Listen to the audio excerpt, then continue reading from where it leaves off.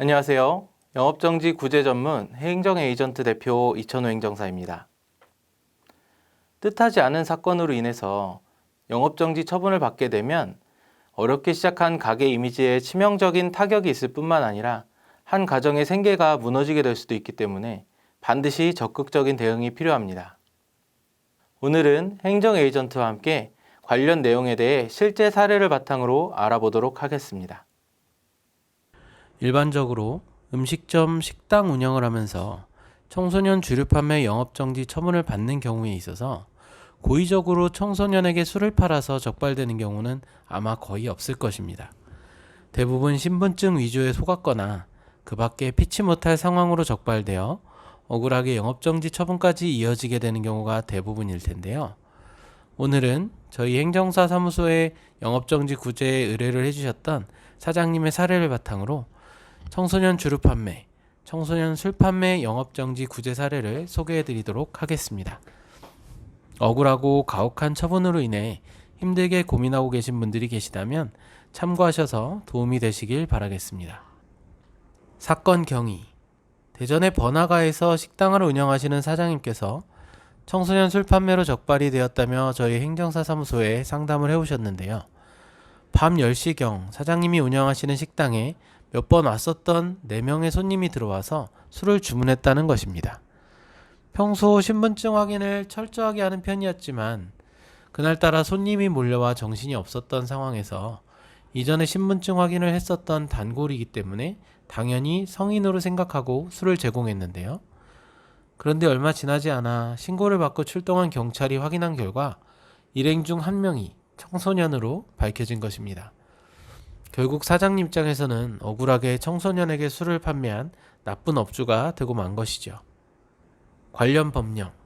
앞서 말씀드린 것처럼 식품접객업 영업정지의 경우 크게 식품위생법과 청소년보호법에 대한 적용을 받게 됩니다. 이 중에 청소년보호법은 1997년 7월 1일 제정된 이후로 현재까지 유지되며 말 그대로 청소년을 보호하는 법으로 정해져 있습니다. 청소년들이 다른 법을 위반한 경우 개별법에 따라 처벌을 받지만 청소년보호법 자체에서는 청소년을 처벌하는 내용에 대해 찾아볼 수 없습니다. 청소년보호법은 청소년을 보호하기 위해 해서는 안 되는 행위에 대해 규정되어 있고 이것을 위반하는 사람에 대한 처벌이 명시되어 있을 뿐이었던 것이죠. 영업정지 구제 과정. 경찰 조사를 받고 오신 사장님은 결국 검찰로부터 벌금 50만 원으로 약식 기소를 받았고 구청에서는 이를 근거로 영업정지 2개월의 행정처분을 내렸습니다. 저희 행정에이전트는 영업정지 처분에 대해 먼저 행정심판위원회에 집행정지를 신청하며 영업정지 구제를 위한 행정심판 청구를 함께 진행했습니다. 이후 영업정지 처분에 대한 집행정지가 인용되어 당장 식당 문을 닫는 것은 피할 수 있었죠. 세 번째로 피청구인의 답변서를 확인하고 네 번째로 청구인의 보충 서면을 제출하였습니다. 이후 행정심판위원회로부터 심리기일 통지를 받은 후 영업정지 행정심판 심리가 이루어졌습니다.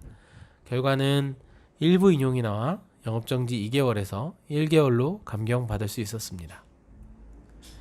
심각한 경제적인 피해와 함께 한 가정의 생계가 무너질 수도 있는 영업정지 구제를 위해서는 전문가의 도움과 함께 하시는 것이 좋은데요.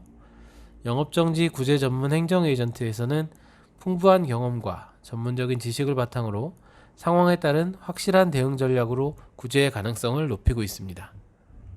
청소년 주류 판매, 청소년 술 판매 영업정지 구제가 필요하시다면 행정심판 전문 행정 에이전트와 함께 하세요.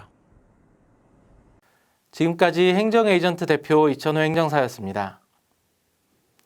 행정 에이전트는 다양한 경험과 전문적인 지식을 바탕으로 언제나 여러분의 편에서 함께하고 있습니다. 네이버에서 행정 에이전트 또는 이천호 행정사를 검색하시면 다양한 실제 사례를 만나보실 수 있습니다. 결정적인 순간 최고의 선택, 행정 에이전트가 함께하겠습니다.